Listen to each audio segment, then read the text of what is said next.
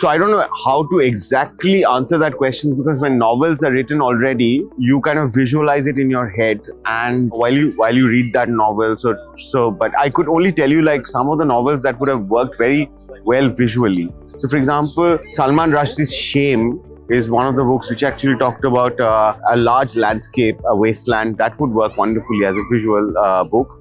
Ulysses by James Joyce is another book which was built around a single day from a newspaper article, and many things happen in that single day, would also work wonderfully as a visual book. Life and Times of Michael K, written by Coetzee, is another book which I would like think of it as an extremely visually driven book. There's a German writer called W.G. Sebald who wrote a book called Rings of Saturn, and also later on wrote another book called Austerlich, which also has person walks large landscapes, and various things happen while he's walking. That would also work as a fantastic visual book. Cervantes's Don Quixote as a book of fantasy and wonderful book as also a visual book. And now I'm coming to regional languages. I would talk about there's a Bangladeshi writer called Akhteruzzaman Elias who wrote something called Chilekota Shepai, which is a political book where the protagonist is apolitical and slowly descending into madness. It is a bit like Tin Drum by Gunter Grass.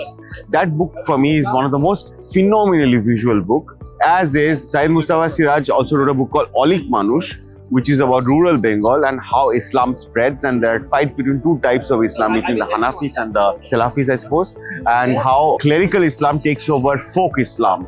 And that is also like a lot of landscape, a lot of like rural Bengal, which also would want, if I have to adapt a book into a comic book, I would do that. I would also do Tarasankar Banerjee's Arogya Niketan, which is also again a biography of a rural world and like eccentric doctors and botany and multiple characters, and this would also work for me as a visual book.